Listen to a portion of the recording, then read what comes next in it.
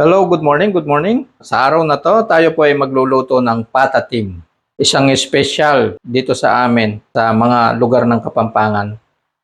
Napakadali pong lutuin ito. Simple-simple lang. Ang medyo matagal lang pagpapalambot. Kaya ginawa ko, yung pata natin ay pinalambot ko na ng 20 minutes sa pressure cooker. Gagamit lang tayo dito ng konting mantika. Mga 3 kutsarang mantika lang ang gagamitin natin dito. Ayan mga lodi, medyo mainit ng ating mantika. Pwede na natin nilagay ang ating sibuyas. Palambutin lang natin ang ating sibuyas para lumabas lang ang kanyang lasa. Ayan, malambot na yung ating sibuyas. Ilagay na natin ang ating bawang. Ito i-chinyap lang natin ng medyo malalaki. Ayan po, wag na nating sunugin ang ating sibuyas at bawang dahil matagal natin itong palalambutin ng ating pata. So madudurog din itong mga sibuyas at bawang.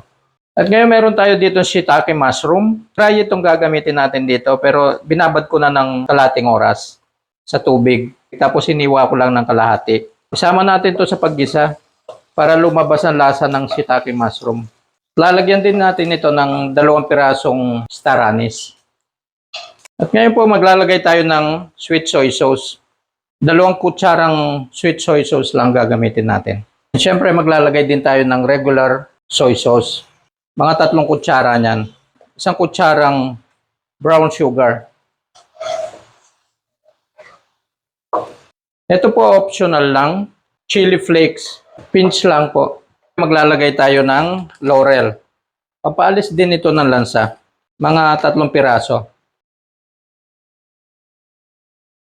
Ito po yung sabaw po ng ating pagpapakulo. Pero pangalawang kulo na po yun. Maglagay po tayo dito ng paminta. At ngayon po maglalagay tayo ng banana blossom. Ito po yung bulaklak sa puso ng saging.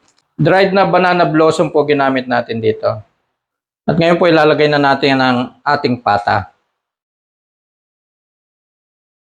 Magdadagdag po tayo ng pork broth, 2 cups.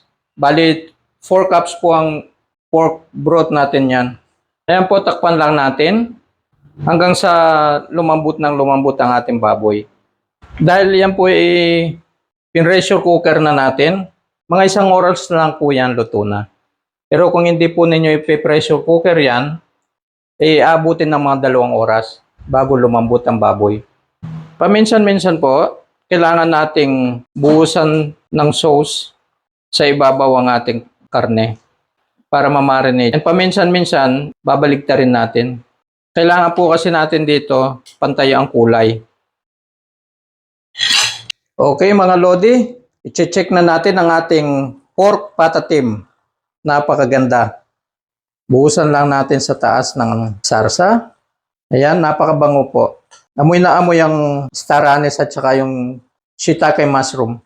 Baligtarin natin para magpareho ang kulay. Magdagdag po tayo ng konting pork broth.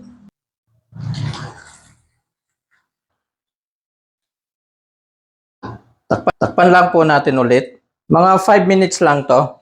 Pag naluto na yung gulay natin, luto na rin ito. Actually po itong pechay optional lang ito. Kasi yung ibang nagluluto ng patatim, hindi naman gumagamit ng pechay.